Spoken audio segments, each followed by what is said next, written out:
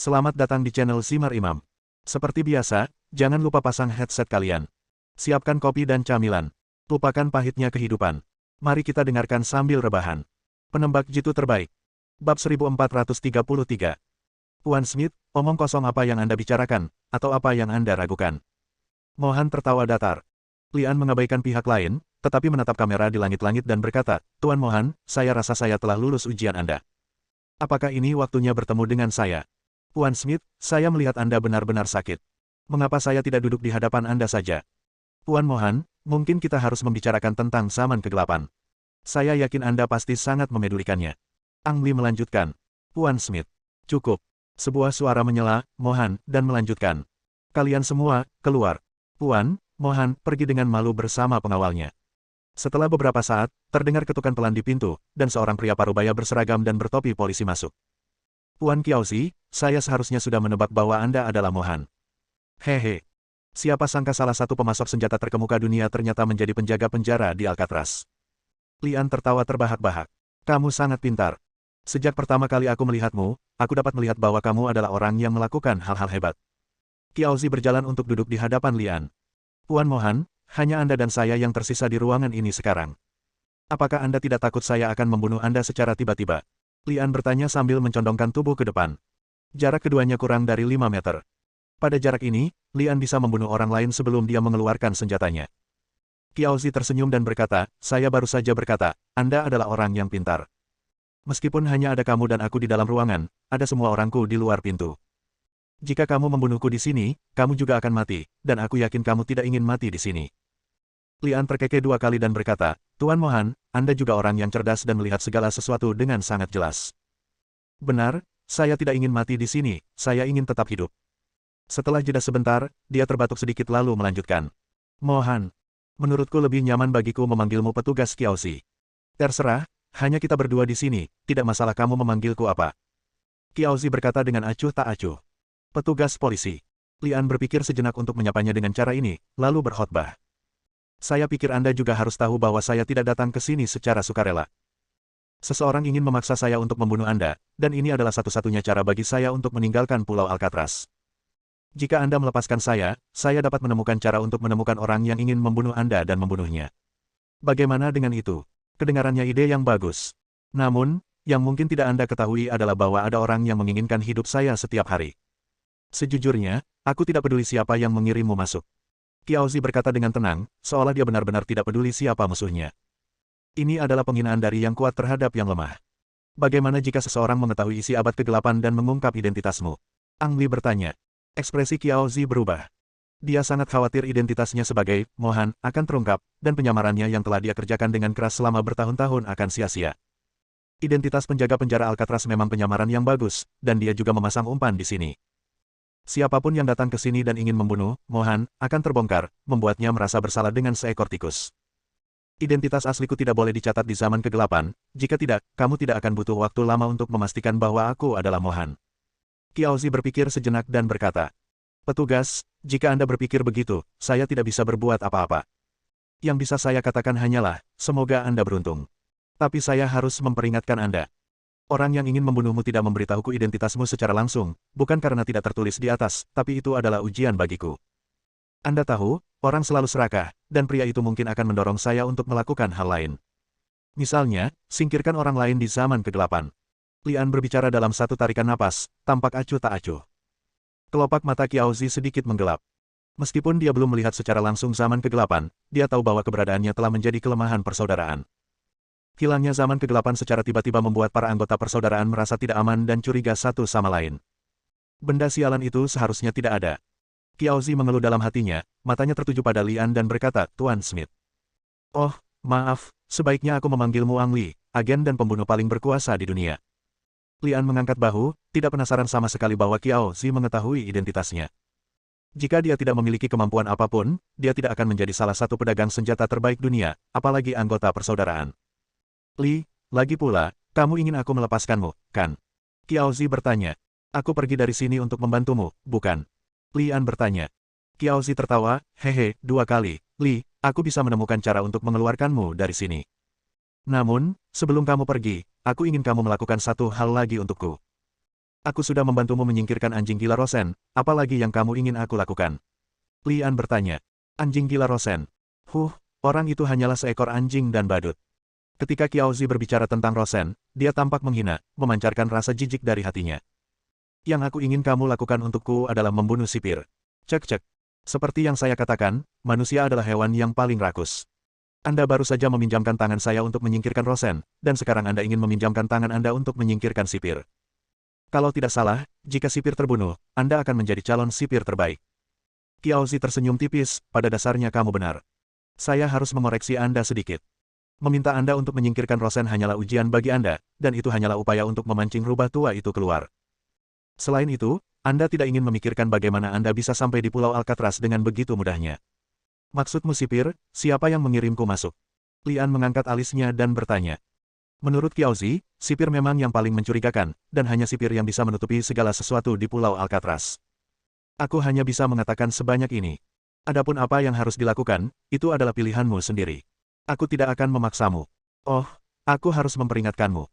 Jangan berpikir tidak apa-apa jika kamu menolakku. Kepala penjara sudah dalam perjalanan, dan dia sangat marah.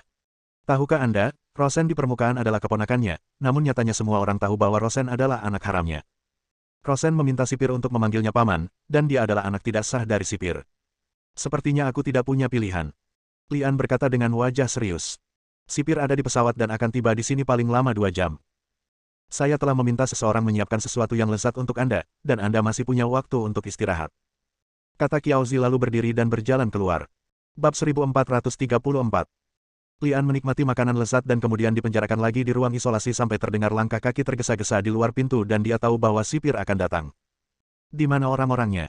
Di dalam. Buka pintunya.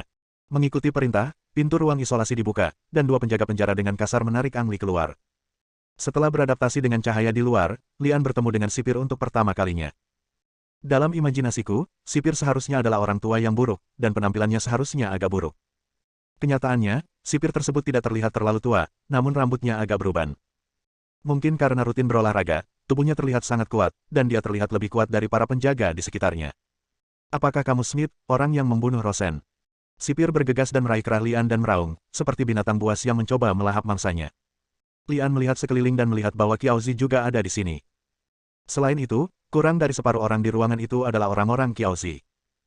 Sedangkan untuk sipir, orang-orang yang dibawanya haruslah orang kepercayaan, tapi siapa yang bisa menjamin bahwa tidak ada orang di dalam yang akan dihasut oleh Qiaozi untuk memberontak? Qiaozi berdiri di sana tanpa ekspresi, tetapi di dalam hatinya dia sangat menantikan Lian mengambil tindakan segera. Untuk memudahkan Lian membunuh sipir, dia hanya memasang 1 borgol pada Lian, dan borgol ini tidak bisa menjebak Lian sama sekali.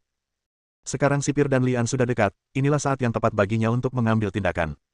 Lian tersenyum pada Qiaozi. Apa yang ditertawakan orang ini? Qiaozi mengerutkan kening. Brengsek, kamu masih berani tertawa, kenapa kamu tertawa? Kepala penjara mengguncang Lian dengan keras, terlihat seperti dia menjadi gila dan hendak mencabik-cabik Lian kapan saja. Batuk. Lian berdeham dan berkata dengan tenang, Tuan Sipir yang terhormat, pertama-tama, Anda harus lebih tahu dari saya apakah saya Smith atau bukan. Kedua, tidak ada bukti bahwa saya membunuh Kapten Rosen. Sebenarnya saya sangat menghormati Kapten Rosen. Mengapa saya harus membunuhnya? Untuk mengambil langkah mundur, bahkan jika saya benar-benar membunuh Kapten Rosen, apa gunanya bagi saya? Alis Qiaozi kembali menegang, dan tangan kanannya dengan ringan bertumpu pada sarung senjatanya. Terlihat dia sangat marah sekarang dan siap mengeluarkan pistol dan menembak Ang Li kapan saja. Alis sipir juga menegang, dan dia menarik diri dari amarah yang baru saja akan hilang. Dia melepaskan pakaian Lian dengan tangannya dan dengan lembut merapikannya untuknya. Kamu benar, kenapa kamu membunuh Rosen? Sekalipun Rosen benar-benar mati di tanganmu, itu tidak akan ada gunanya bagimu. Lian tersenyum lagi. Dia bukan orang idiot, baik uskup maupun Qiaozi tidak menggunakan diri mereka sendiri sebagai pria bersenjata. Faktanya, meskipun dia benar-benar membunuh sipir, apakah Qiaozi akan membiarkan dia meninggalkan Pulau Alcatraz? Jawabannya adalah tidak. Begitu Qiaozi mendapatkan apa yang diinginkannya, dia akan membunuh tanpa ragu-ragu. Ang Li sudah sering mengalami hal seperti ini.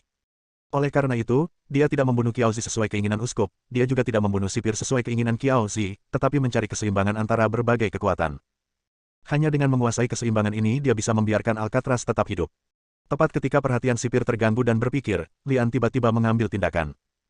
Sebuah tulang ayam disembunyikan di tangannya, dia mengangkat tangannya dan menusukkan tulang tersebut ke tulang selangka sipir. Ah! Kepala penjara berteriak kesakitan dan melangkah mundur. Hampir pada saat yang sama, penjaga penjara yang berdiri di dekatnya mengerumuni dan melemparkan Lian ke tanah. Beberapa bahkan mengeluarkan senjatanya dan bersiap untuk menembak Lian di tempat. Berhenti. Teriak sipir untuk menghentikan tembakan penjaga penjara, lalu mengulurkan tangan dan mengeluarkan tulang ayam itu. Lukanya tidak dalam, tapi mengeluarkan banyak darah, dan terlihat sangat menakutkan. Sipir, kamu baik-baik saja. Qiaozi buru-buru melangkah ke depan untuk bertanya, lalu berteriak kepada pria di sampingnya. Kenapa kamu masih berdiri di sana? Cepat antar sipir ke ruang medis. Tidak perlu terburu-buru. Kepala penjara mendorong Qiaozi menjauh, lalu melihat tulang ayam di tangannya dan tertawa sendiri. Sepertinya makanan yang kita punya di sini sangat enak. Hanya saja keterampilan memasak kokinya agak buruk, dan makanan yang dia masak tidak berasa. Lian berbaring di sana dan tertawa. Kepala penjara berjalan mendekat dan berjongkok di depan Lian, dan berkata dengan suara rendah, haruskah saya berterima kasih? Tulang ayam ini seharusnya dimasukkan ke leherku, kan? Ang Li menjawab, saya hanya ingin membuktikannya kepada Anda. Jika aku ingin membunuhmu, aku bisa. Lagi pula, ada orang yang menginginkanmu mati. Kamu seharusnya mengetahui hal ini lebih baik dariku. Kepala penjara mengerutkan kening, dan tulang ayam di tangannya terjepit menjadi dua. Siapa itu? Tanya sipir dengan suara keras. Kamu harus melihat apa yang hilang darimu. Lian mengingatkan bahwa dia tidak secara langsung mengatakan bahwa Qiaozi memintanya melakukannya, tetapi mengalihkan target ke Mohan palsu. Qiaozi, yang berdiri di belakang, jelas merasa lega. Dia sudah mengeluarkan setengah dari senjatanya dan siap bertarung, tapi sekarang dia mengembalikan senjatanya. Kepala penjara menarik napas dalam-dalam, berdiri dan berkhotbah, kunci dia. Selain itu, saya ingin dia hidup dan hidup dengan baik, mengerti? Ya. Qiaozi menjawab dengan tergesa-gesa dan mengikuti instruksi, cepat dan kunci dia. Lian dimasukkan ke dalam ruang isolasi lagi. Dia mendengar suara langkah kaki pergi, dan segera mendengar suara langkah kaki datang lagi. Bang! Qiaozi menendang pintu ruang kurungan dengan keras dan berteriak dengan suara rendah, kamu sedang bermain api, mengerti? Jangan berpikir aku tidak bisa berbuat apa-apa padamu. Tunggu, aku akan membuatmu membayarnya kebodohanmu hari ini. Tindakan akan membuahkan hasil. Sipir bilang dia ingin aku hidup, apakah kamu lupa? Lian mengingatkan bahwa dia tahu Mohan sangat berkuasa, tapi ini adalah wilayah sipir. Jika dia ingin menyamar sebagai penjaga penjara, dia tidak bisa bertarung secara terbuka dengan sipir, setidaknya tidak sekarang. Rosen sudah mati. Semua narapidana mengira Lian sudah mati kali ini, namun ternyata Lian belum mati, bahkan dia tidak ditahan di ruang isolasi selama 24 jam. Saat orang-orang mengantri untuk makan seperti biasa keesokan harinya, beberapa penjaga penjara muncul di restoran mengawal Lian. Smith. Seseorang berteriak, dan seluruh restoran mulai mendidih. Lihat, ini benar-benar Smith, dia masih hidup. Ya Tuhan. Ini jelas merupakan keajaiban terbesar dalam sejarah Alcatraz. Minggir, cepat beri jalan untuk Bos Smith. Bos Smith, ini makanan Anda, saya harap Anda masih puas. Orang-orang memberi jalan bagi Lian, dan tahanan yang bertanggung jawab menyajikan makanan menumpuk semua makanan terbaik di piring nasi Lian, seperti gunung. Jika Ang Li hanya disegani orang saat keluar dari ruang kurungan terakhir kali, maka kali ini ia sudah pasti dianggap sebagai pahlawan. Karena dia membunuh Mad Dog Rollin dan masih berdiri hidup di sini. Bab 1435. Setelah sarapan, Ang Li kembali ke selnya dan bertemu lagi dengan teman sekamarnya, Jerry the Little Aranger. Jerry, adikku sayang, sepertinya aku pernah melihatmu saat kita berada di restoran tadi. Kenapa kamu tidak menyapaku? Lian berkata dengan mengeluh. Oh, benarkah? Maaf, mungkin aku tidak melihatmu. Mata Jerry berkedip. Tidak melihatnya. Lian tersenyum acuh tak acuh. Saat berada di restoran, dia menjadi pusat perhatian, bahkan menerima peziarah dari berbagai bos geng. Kecuali Jerry buta, tidak mungkin dia tidak bisa melihat dirinya sendiri. Satu-satunya penjelasan adalah Jerry sengaja menghindar. Tidak apa-apa, aku berencana mandi nanti, ayo pergi bersama. Anda harus tahu bahwa saya memiliki hubungan yang baik dengan para bos sekarang. Anda seharusnya tidak memiliki kesempatan untuk mandi bersama mereka, bukan? Ang Li bertingkah seperti saudara yang baik yang secara alami akan menjaga satu sama lain. Oh, tidak. Maksudku, aku baru saja mandi kemarin dan aku tidak ingin mengulanginya lagi. Jerry melangkah mundur, berusaha menjaga jarak sejauh mungkin antara dirinya dan Ang Li. Ang Li tersenyum dan mengulurkan tangan untuk meraih bahu Jerry dan berkata, Jerry, ini tidak seperti gayamu. Saya tahu Anda dan bos sudah saling kenal, tetapi dengan saya sebagai perantara, bisnis Anda akan lebih baik dari sebelumnya. Bagaimana kalau, ikut aku? Cukup. Jerry tiba-tiba berteriak dengan marah, melepaskan tangan Ang Li dan berkata, aku tahu kamu sangat kuat, kamu tidak takut pada siapapun, dan kamu masih menjadi orang paling populer di Pulau Alcatraz. Tapi aku hanya orang kecil, tolong lepaskan aku. Selama aku bersamamu, tidak ada hal baik yang akan terjadi. Aku mungkin tidak tahu bagaimana aku mati. Jerry, sepertinya kamu menyembunyikan sesuatu dariku. Lian saling menatap. Jerry bergidik. Dia tidak tahu dari mana dia berani marah pada Lian barusan, dan dia merasa sangat menyesal. Sambil mengertakkan gigi keras-keras, Jerry berkata, Mohan sudah mati. Saya yakin Anda melakukan ini, bukan? Saya tidak tahu bagaimana Anda melakukannya. Meski membunuh Mad Dog Rosen, malah tidak terjadi apa-apa, Mohan yang menjadi kambing hitam. Kamu sangat mengerikan. Kamu hanyalah iblis dan dewa kematian. Jika aku tinggal bersamamu, aku mungkin tidak tahu bagaimana aku mati. Petik 2. Apakah Mohan sudah mati? Berita ini adalah berita bagi Ang Li. Namun, dia tahu bahwa Mohan yang mati itu palsu dan merupakan pengganti Qiaozi. Dia melihat Qiaozi tepat ketika dia meninggalkan kamar isolasi, dan dia masih hidup. Tampaknya sipir telah mengambil tindakan, dan dia juga membunuh pengganti Qiaozi dengan cara yang menggelegar. Qiaozi pasti tidak akan duduk diam dan menunggu kematian. Situasi di Alcatraz akan semakin seru. Jerry, sebenarnya aku tidak seseram itu, kata Ang Li sambil tersenyum. Berdebar. Jerry tiba-tiba berlutut di tanah dan berkata dengan ekspresi memohon di wajahnya, Bos Smith, saya salah, saya benar-benar salah. Bagimu, aku bukanlah siapa-siapa, bahkan lebih buruk dari seekor semut. Saya hanya punya satu permintaan rendah hati, hanya untuk hidup. Silakan. Selama Anda membiarkan saya pergi, saya akan melakukan apapun yang Anda minta. Jerry, sebenarnya aku tidak seseram yang kamu kira. Bisa dibilang, aku memang orang baik. Lian menatap Xiao Baobao, dan setelah jeda sebentar, dia melanjutkan. Karena kamu tidak terlalu suka bersamaku, maka aku bisa menjaga jarak darimu, tapi hanya jika kamu membantuku. Bos Smith, Anda benar-benar orang baik. Saya berjanji untuk membantu Anda, beritahu saya secepatnya apa yang Anda ingin saya lakukan. Kata Jerry penuh semangat. Yah, kamu tahu kehidupan di sini sangat membosankan, dan satu-satunya tempat di mana orang dapat melarikan diri dari kenyataan untuk sementara adalah melalui buku. Saya kebetulan adalah orang yang suka belajar. Selama Anda dapat mengatur agar saya bekerja di perpustakaan, saya dapat menemukan cara bagi Anda untuk berpindah kamar. Ang Li berkhotbah. Wajah Jerry tiba-tiba berubah menjadi hijau. Apakah kamu tidak bekerja di perpustakaan? Saat Lian meminta bekerja di perpustakaan, bukankah itu berarti dia masih bersamanya? Setelah memikirkannya lagi, Jerry menganggap ini adalah saran yang bagus. Selama dia bisa berpindah kamar, tidak tidur sekamar dengan Lian akan sangat mengurangi risikonya. Sedangkan untuk pekerjaan perpustakaan, paling buruk, Anda bisa melamar ke tempat lain. Perpustakaan adalah domain Wells. Jika Anda ingin bekerja di perpustakaan, maka saya bisa mencoba berbicara dengan Wells terlebih dahulu untuk mengetahui pendapatnya. Jerry berpikir sejenak dan berkata, tidak masalah. Lian berkata sambil mengambil perlengkapan mandinya dan kembali menatap Jerry. Kamu benar-benar tidak ingin pergi bersamaku menemui para bos. Ini adalah kesempatan bagus untuk lebih dekat dengan mereka. Terima kasih banyak atas undangannya, tapi saya harus bertanya tentang pekerjaan perpustakaan. Mari kita bicarakan tentang itu lain kali kita punya kesempatan. Jerry berkata sambil tersenyum kering. Baiklah kalau begitu. Lian menggelengkan kepalanya dan menuju ke kamar mandi dengan membawa barang-barangnya. Selama berada di dalam restoran, orang-orang ini juga menunjukkan semangat, rasa hormat, kekaguman, bahkan pasrah kepada Ang Li. Tapi di kamar mandi, tidak ada yang mau berbagi kamar mandi yang sama dengan Lian. Hingga semuanya menjadi lebih jelas, semua rubah licik ini berencana menjaga jarak aman dari Ang Li dan diam-diam mengamati perkembangan situasi. Tidak apa-apa, Lian dapat menikmati kamar mandi sendirian dan memiliki cukup ruang untuk memikirkan rencana selanjutnya. Tidak ada yang berani bersaing dengan Ang Li, jadi tidak peduli berapa lama dia ingin berada di kamar mandi sampai dia bosan. Begitu dia kembali ke sel, Lian melihat pengatur kecil Jerry bangkit dari tempat tidur, jelas menunggunya lama sekali. Bagaimana kabarmu? Apakah ada kabar? Lian meletakkan perlengkapan mandi di tangannya dan bertanya. Jerry berbisik, saya sudah berbicara dengan Wells, dan dia berjanji akan membantu Anda mengatur pekerjaan di perpustakaan. Tapi batuk. Tahukah kamu, perpustakaan itu pekerjaan mudah dan tempatnya sudah penuh. Jika Anda diatur untuk masuk, seseorang harus keluar, dan sejumlah kompensasi harus diberikan kepada mereka yang keluar. Selain itu, ada sejumlah biaya untuk menjalani formalitas. Yang dimaksud Wells adalah selama Anda bersedia membayar biayanya, dia bisa mengatur agar Anda bekerja di perpustakaan. Ternyata saya hanya ingin uang. Ang Li sudah menebaknya, lagi pula Wells tidak punya nyali untuk menyinggung perasaannya sekarang. Ini benar-benar buruk. Saya bahkan tidak punya uang sepeser pun. Apa yang bisa saya lakukan? Lian tampak putus asa. Batuk. Jerry terbatuk lagi, menggosok tangannya dan berkata dengan hati-hati, sebenarnya, kamu tidak membutuhkan uang di sini, rokok adalah mata uang utama. Ngomong-ngomong, mata uang utama di setiap penjara adalah rokok. Masalahnya adalah Lian tidak merokok, dan dia bahkan tidak membawa rokok. Berapa yang dia inginkan? Tanya Ang Li.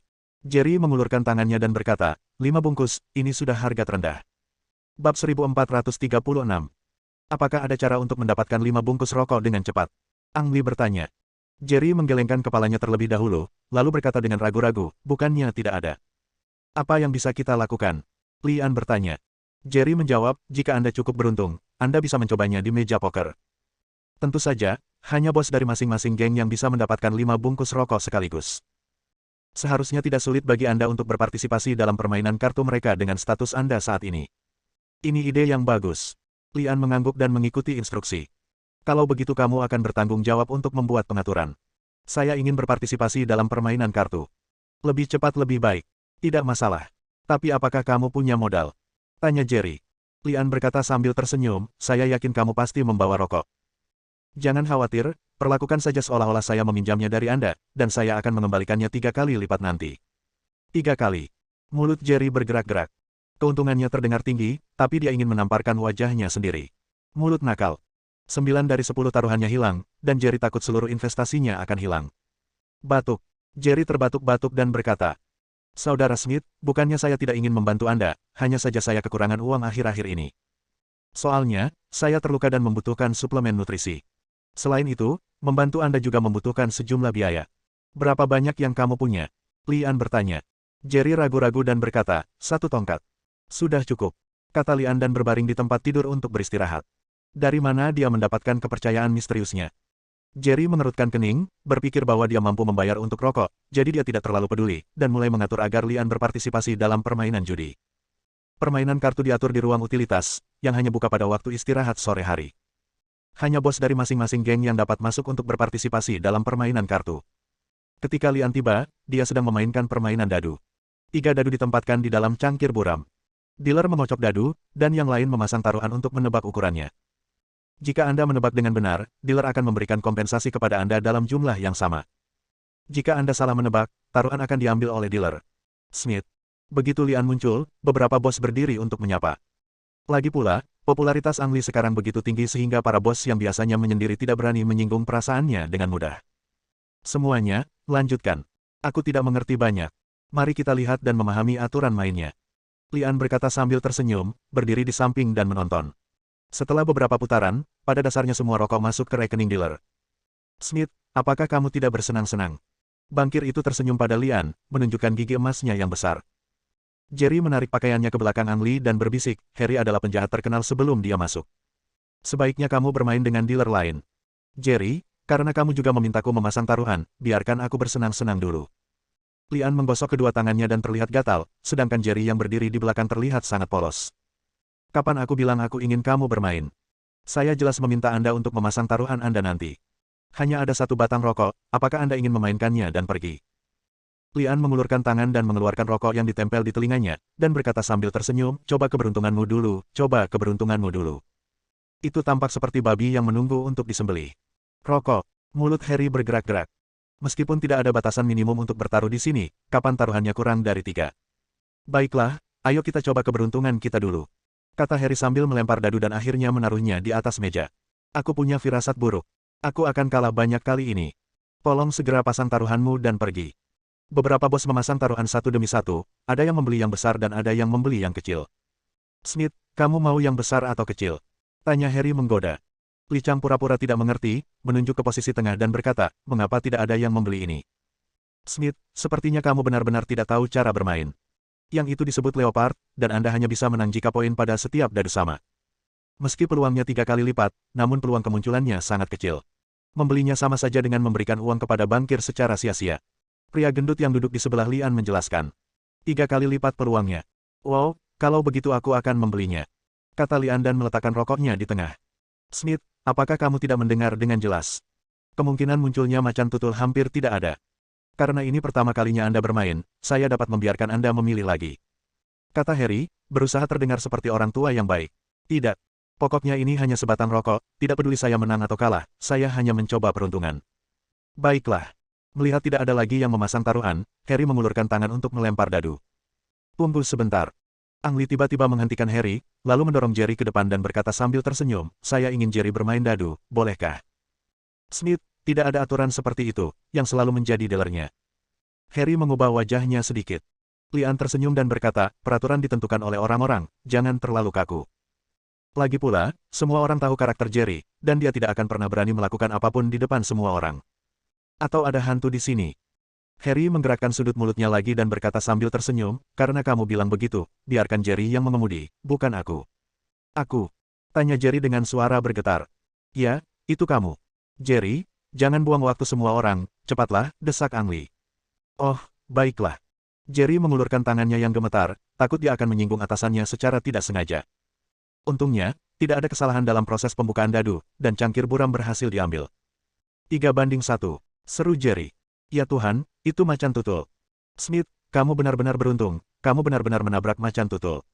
Sayang sekali kamu bertaruh terlalu sedikit, kalau tidak kamu bisa meledakkan Harry secara langsung. Beberapa bos mulai berdebat. Beberapa memberi selamat kepada Lian, sementara yang lain merasa tidak pantas untuknya. Berbanding 1-3, Ang Lee hanya memenangkan 3 batang rokok.